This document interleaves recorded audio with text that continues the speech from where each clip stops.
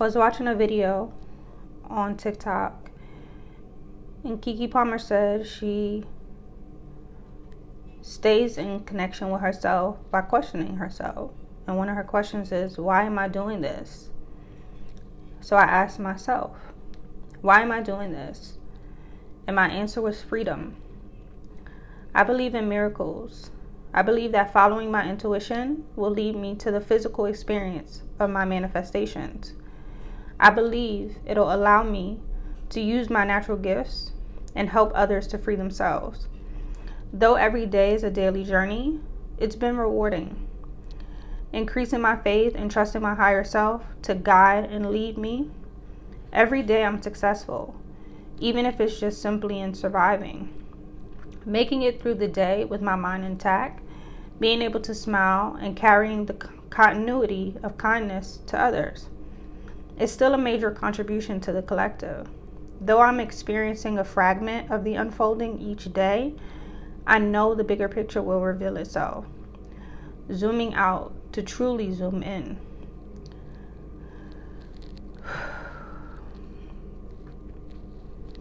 So, I wrote that to myself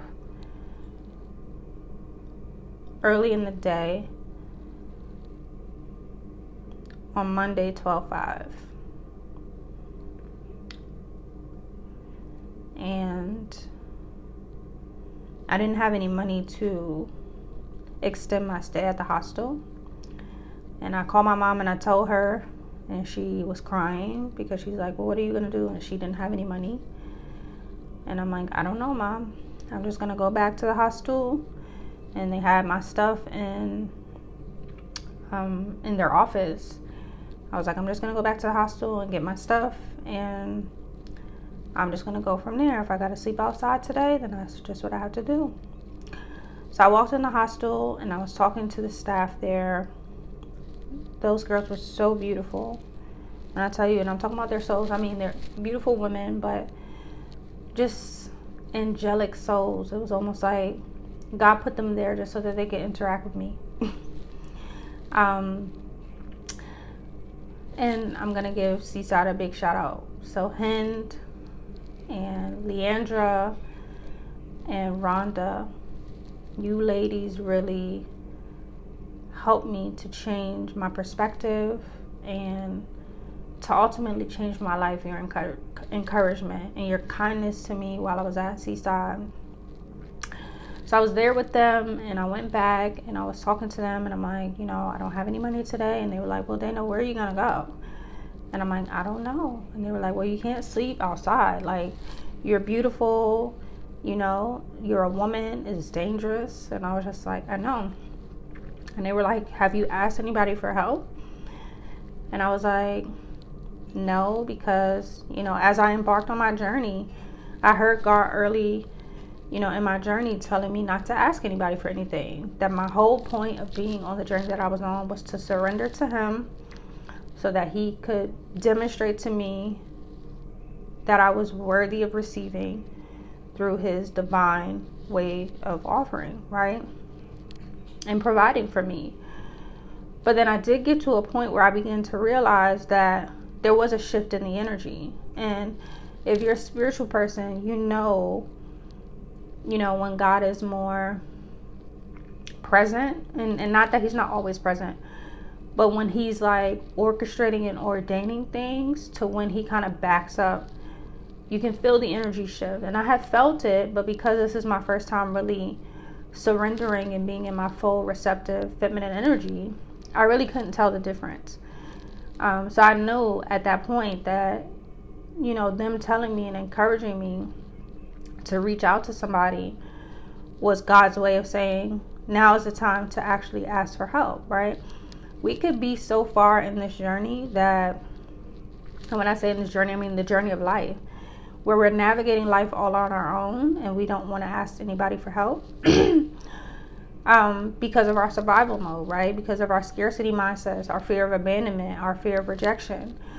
And I had built that mindset for a long time. Since I was a child, that anything that I would have would be of the production of my own. you know. And I have a big family on my father's side. My mom, you know, she has a smaller family, and they're a lot more dispersed. But my dad's side, I have a really big family, and I have really good friends. But I've been navigating doing things on my own since I was a child that I have not practiced asking for help. And especially as an adult, you don't even want to ask people for help because, first of all, you know, people have their own stuff going on. But also, it's embarrassing, right? It's shameful. It makes you feel like you failed.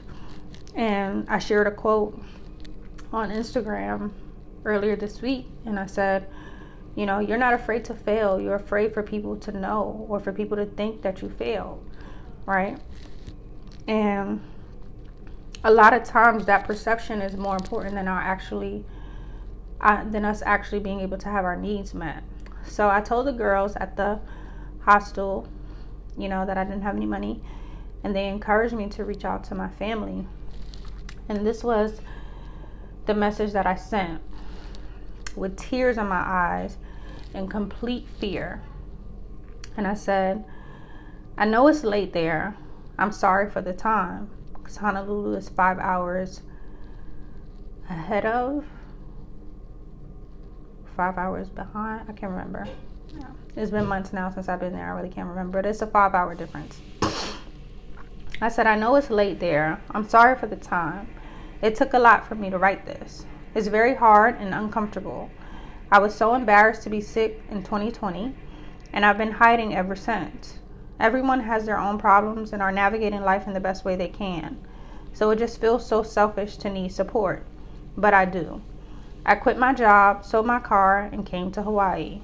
I had a training program contract that I projected would support me staying in a hostel here on the island that fell through. And I don't have any money to stay another night at the hostel. You all are so hardworking and have really done a lot of work to maintain your own lives and lifestyles.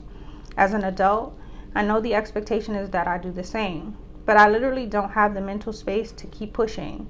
I need some time and space to gather myself. The last 2 years have been really heavy. I'm still processing my divorce, and I don't know where to turn or what to do. I don't want to be a burden to anyone, but I truly can use support in any way. And I just don't have the energy to continue to hold it in. I'm safe tonight, so please don't worry. I love you guys, and I'm grateful for you and all that you've done for me thus far. I hope this is received well. Dana. So I sent that text message to my aunts and uncles. My grandma had 7 kids. My daddy's the oldest of 7. So I sent it to my aunts and uncles and some of my first cousins. And I was terrified. I was terrified to tell the truth. And, you know, they endured a lot with me in 2020. I think I told you guys that I had a mental psychosis, which can also be referred to as a spiritual awakening. But, you know, they watched me really struggle mentally, and I scared my family in 2020. So I've been kind of like trying to put on a show. Even after I got out the hospital, I like got dressed and went out, turned my bad bitch all the way up, trying to prove that I was okay, right? That I didn't need help, that I was a comeback kid. And it's like, I just put all of this pressure on myself my whole life, y'all, to be honest. And I sent them that message. It had to be maybe like 4 o'clock in the morning their time, or maybe like 2 o'clock in the morning their time, 10 o'clock p.m. the night before Hawaii time. And they woke up and they poured love onto me, y'all. Poured the love out. And I just was bawling. Like, even writing this to them,